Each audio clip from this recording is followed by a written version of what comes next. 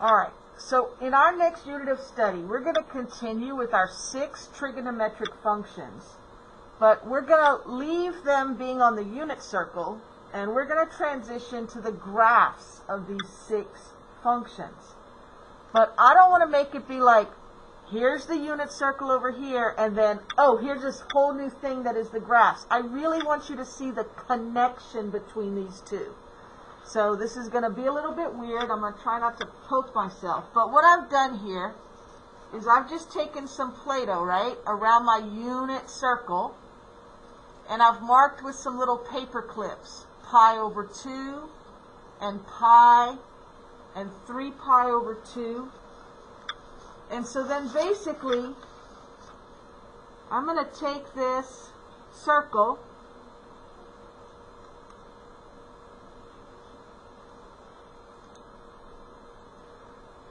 and I just want to unwind it and spread it out and make it linear.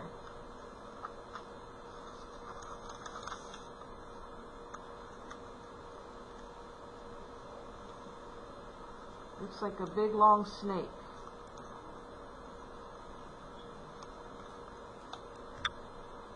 Oh, that paper clip popped out.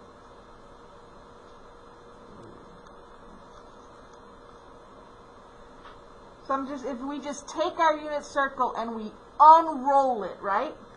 We'd have this part that's now our x-axis.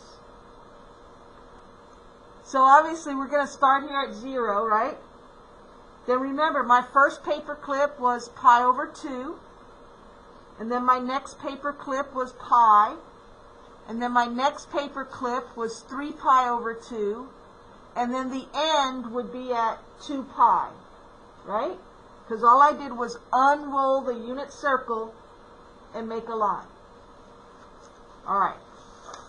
So you've got the idea. I'm going to get the Play-Doh out of the way because I don't want it to stick me. But we're basically going to draw that, whoops,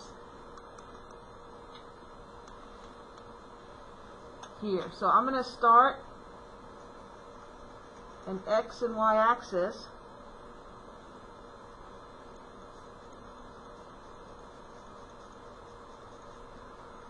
Right? But I rolled out my Play-Doh, paper clip at pi over 2.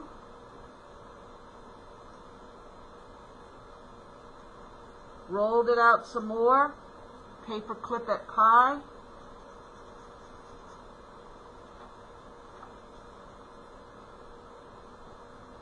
Rolled it out some more, paper clip at 3 pi over 2.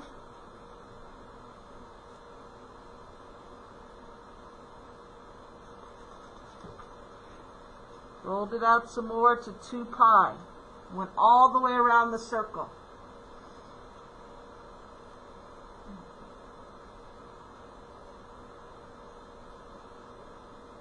But now we're going to graph cosine theta.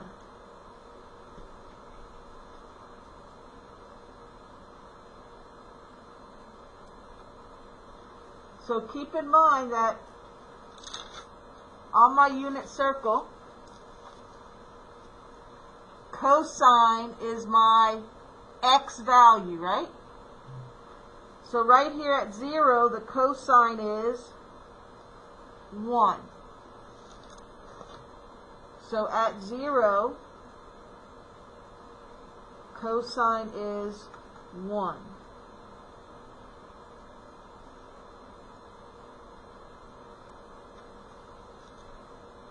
All right, and then, so my cosine is my x value, right? So do you agree that as we move around this triangle and we continue to make right triangles, our cosine is at its maximum, and then as we made all these right triangles, all these different right triangles that we could make,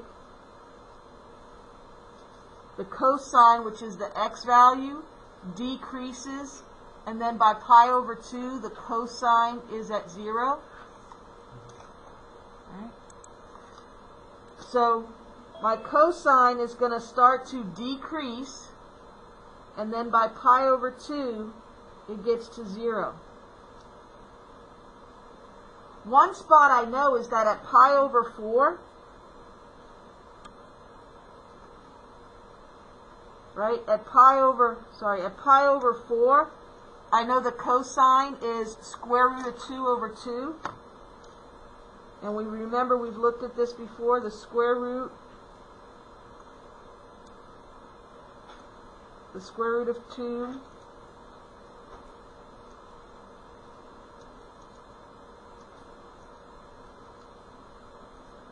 divided by 2 is about 0.7. So at square root of 4, my cosine is about 0.7. So if I cut this into 3s, so that's 0.33, 0.66, so about 0.7 there.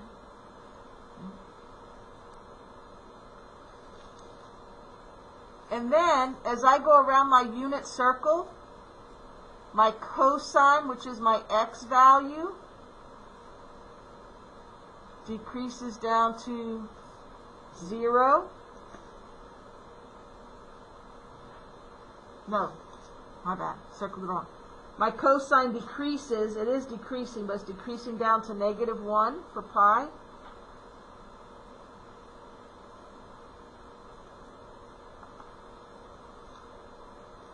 And then as I go around the circle this way, my cosine is increasing up to 0. At 3 pi over 2, it's at 0.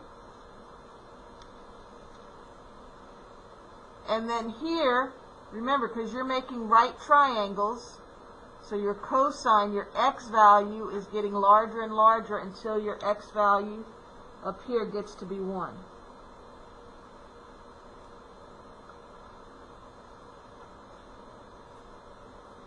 And so what happens is that our cosine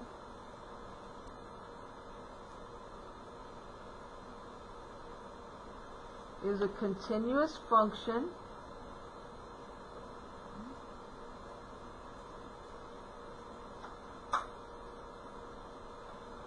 that looks like that.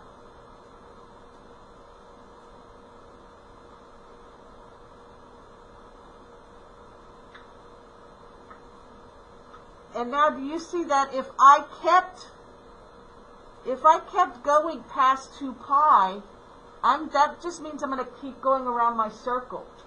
So this wave would just repeat and repeat and repeat. Alright, so here's our graph of cosine theta.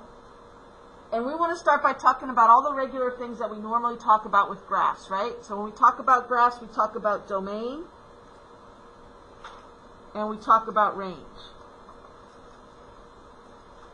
So for the cosine, it's a continuous curve, right? There's no breaks, there's no asymptotes, and it's going to keep going for all real numbers, -infinity to infinity. I've only drawn 1 unit circle's worth, but it does keep going. But my range is finite, right? The highest my cosine will go is 1, and the lowest my cosine will go is -1. So my range is -1 to 1. And those are brackets because I do want to include those endpoints.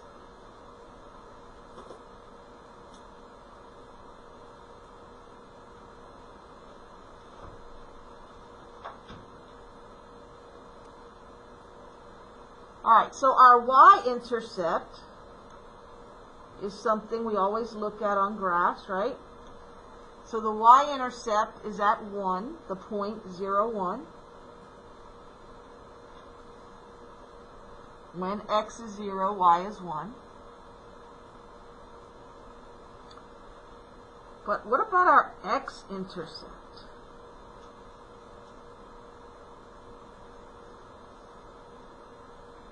How many x-intercepts do you see on this portion of the graph? Okay, there are 2, right? But this is not the whole graph.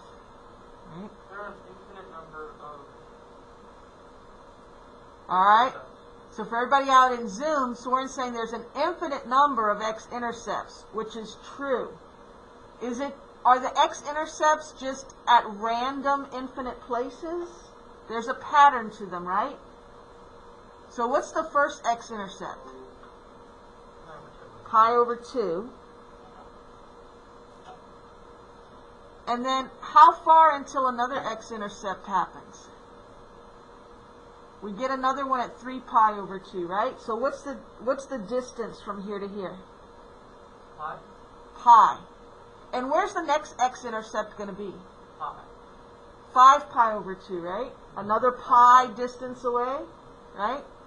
So couldn't we say that the x-intercept happens at pi over 2 plus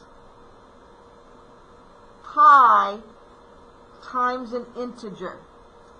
All right, we're going to say n is an element of the set of integers, right? That z is a set of integers. So if I'm at pi over 2 and I add pi, I'd be at 3 pi over 2. And if I add 2 pi, I'd be at 5 pi over 2. And then if I add 3 pi, and so on and so on.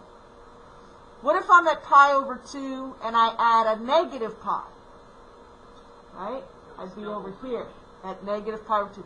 And those would be x-intercepts also. So we have these multiple x-intercepts that happen. And notice it's going to be at pi over 2 whenever, not every pi over 2, right? Because pi is 2 pi over 2, but always at the odd numbers. Pi over 2, 3 pi over 2, 5 pi over 2, and so on. Alright, so that's kind of interesting. Let's talk about mins and maxes. What's your minimum? How low does that graph go? -1, right? Because remember, that was the range. So the minimum happens, the minimum is -1. Where does the minimum happen?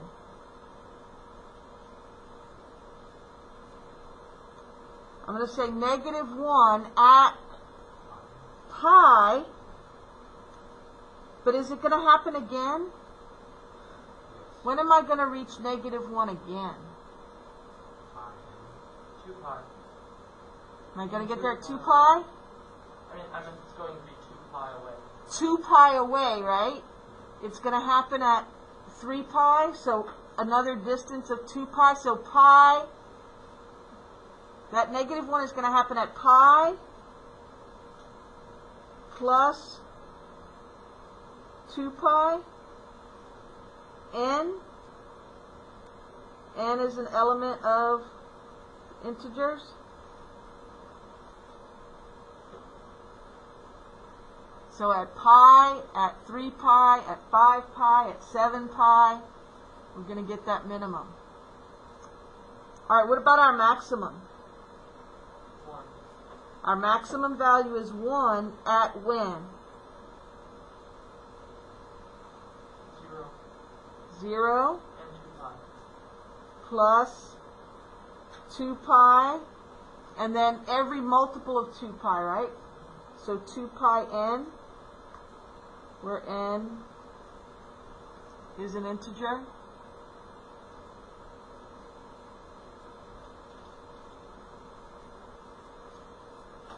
All right, now this cosine function, we say it's periodic, right? So it has a period and it keeps repeating. And so the period length is the distance that it goes before it starts to repeat again. So from here out to 2 pi, this is the period.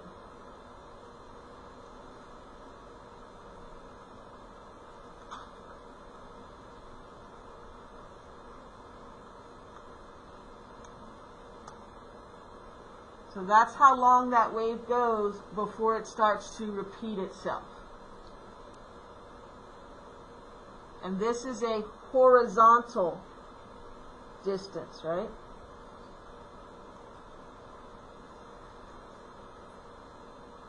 So the other thing we want to talk about regarding these wave functions is the amplitude. And the amplitude is a vertical measure.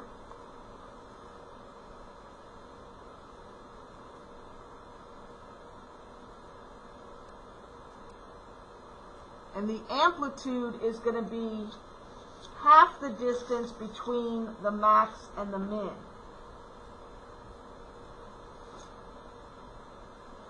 So the amplitude is max minus min divided by 2. So in this case, our maximum is 1 minus our minimum is negative 1. So 1 plus 1 is 2 divided by 2. So the amplitude is 1. Colors here. So amplitude, if I take 1, just look at where 1 is here. So from here to here, and then from here to here, each one of those is an amplitude. That's the amplitude. That's the amplitude in the negative direction. So the whole distance from max to min is 2. The amplitude of the function is half that amount. So these are going to be some terms that we use with all of our trig functions. We're going to be discussing, in addition to our regular domain and range and intercepts that we're used to, we're going to be talking about periods and amplitudes of our different functions. And so then where we're going with this after our test is we're going to take cosine, and then we're going to start to look at all the transformations. So we're going to look at f of x being equal to a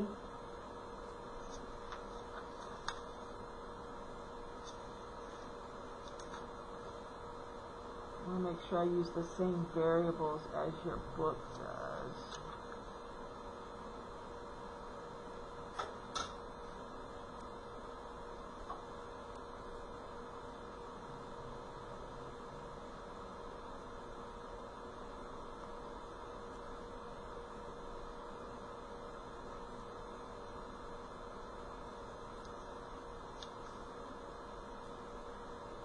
So just like our other functions, when we would have some vertical stretches and shrinks and some compressions and some horizontal shrinks and compressions, and then we would have some horizontal shifts and some vertical shifts, we're going to start looking at all of that with the trig function.